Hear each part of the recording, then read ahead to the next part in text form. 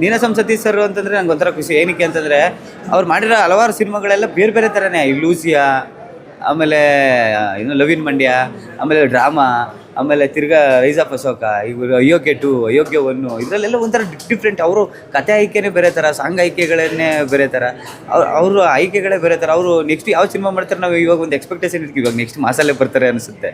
ಅಂತಂದರೆ ಅವ್ರು ಕತೆ ಮೇಲೆ ಹೋಗ್ತಾರೆ, ಕ್ಯಾರೆಕ್ಟರ್ಗಿಂತ ಕತೆ ಮೇಲೆ ತುಂಬ ಚೆನ್ನಾಗಿ ವರ್ಕ್ ಮಾಡ್ತಾರೆ ಅವರು. ಅವ್ರ ಎಕ್ಸ್ಪೆಕ್ಟೇಷನ್ ಇಟ್ಕೊಳ್ಳೋದೇ ಒಂಥರ ಕಷ್ಟ. ಒಂದು ಒಳ್ಳೊಳ್ಳೆ ಸಿನಿಮಾಗಳಲ್ಲಿ ಒಂದೊಂದು ಥರ ಹೋಗ್ತಾರೆ ಅವ್ರ ಕ್ಯಾರೆಕ್ಟ್ರು. ಸಿನಿಮಾಗಳು ಒಳ್ಳೊಳ್ಳೆ ಸಾಂಗ್ಗಳ ಮೇಲೆ ಫೋಕಸ್ ಮಾಡ್ತಾರೆ ಅವರು. ಜನಗಳು ಗೆಲ್ಲಿಸ್ಬೇಕು ಸಿನಿಮಾನ. ಒಳ್ಳೆ ಸಿನಿಮಾ ಬಂದರೆ ಥಿಯೇಟ್ರಿಗೆ ಬಂದು ಜನ ನೋಡ್ತಾರೆ ಅಂತ ಯಾವಾಗಲೂ ಹೇಳ್ತೀವಿ. ಒಳ್ಳೆ ಸಿನಿಮಾ ಬಂದಿದೆ, ದಯವಿಟ್ಟು ಬಂದು ಸಿನಿಮಾನ ನೋಡಿ ಅಂತ. ಒಳ್ಳೆ ಸ್ಟೋರಿ ಲೈನ್ ಇದೆ. ನನಗೊಂದು ಖುಷಿ ಏನಪ್ಪ ಅಂದರೆ ಒಳ್ಳೊಳ್ಳೆ ಸ್ಟೋರಿ ಇರೋ ಸಿನಿಮಾಗಳಲ್ಲಿ ನನಗೂ ಒಂದೊಂದು ಕ್ಯಾರೆಕ್ಟರ್ ಸಿಗ್ತಾ ಇದೆಯಲ್ಲ ಅನ್ನೊಂದು ಭಾಳ ಖುಷಿ.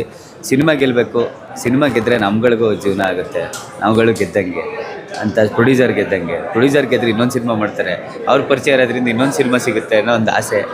ಸಿನಿಮಾ ಫುಲ್ ಆಗೋದೇ ಖುಷಿ. ಯಾಕೆಂದರೆ ಎಲ್ಲ ಇವಾಗ ಕೆಲ್ಸಕ್ಕೆ ಹೋಗೋ, ಇವತ್ತು ಶುಕ್ರವಾರ ಎಲ್ಲರೂ ಕೆಲ್ಸಕ್ಕೆ ಹೋಗ್ತಾರೆ.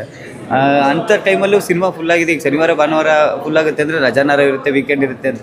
ಮಧ್ಯದಲ್ಲಿ ಫುಲ್ಲಾಗಿದೆ ಅಂತಂದರೆ ಒಂಥರ ಖುಷಿ. ಓಕೆ, ಸಿನಿಮಾ ಚೆನ್ನಾಗಿ ತಗೋತಾ ಇದ್ದಾರೆ ಅನ್ನೋದೇ ಒಂದು ಖುಷಿ. ನಿಮ್ಮ ಪಾತ್ರದ ಬಗ್ಗೆ ನನ್ನ ಪಾತ್ರದ ಬಗ್ಗೆ ಮಾತಾಡ್ಬೇಕಂದ್ರೆ ಖುಷಿ ಅಣ್ಣ. ಯಾಕೆಂದರೆ ಅಷ್ಟು ದೊಡ್ಡ ಕ್ಯಾರೆಕ್ಟರ್ ಸಿಗೋದೇ ನನ್ನ ಅದೃಷ್ಟ. ನಾವು ಫಸ್ಟ್ ದಿನ ಅವರು ದುಂಡಾಳೆ ಸರ್ ಆ್ಯಕ್ಚುಲಿ ಕರೆಸಿ, ನಿಮ್ಮದು ಇಷ್ಟು ದೊಡ್ಡ ಕ್ಯಾರೆಕ್ಟರ್ ಬರುತ್ತೆ ಅಂದಾಗ ಮೋಸ್ಟ್ಲಿ ಅವರು ಸುಮ್ಮನೆ ಏನೋ ಹೇಳ್ತಾ ಇದ್ದಾರೆ ಇವರು. ನನಗೆ 2 ಸಿನಿಮಾದಲ್ಲಿ ನನಗೆ ಹಂಗೆ ಆಗಿತ್ತು ಅಂತಂದರೆ, ಒಂದು ಏಳು ಮೂಲೆ, ಅದು ಬಿಟ್ಟರೆ ಈ ಸಿನಿಮಾ 2 ಸಿನಿಮಾದಲ್ಲೂ ಲೆಂತ್ ಕ್ಯಾರೆಕ್ಟರ್ ಇದೆ ಅಂದಾಗ ನಾನು ನಂಬೇ ಇರಲಿಲ್ಲ. ಆ್ಯಕ್ಚುಲಿ ನನ್ನ ಅದೃಷ್ಟ ಅಣ್ಣ.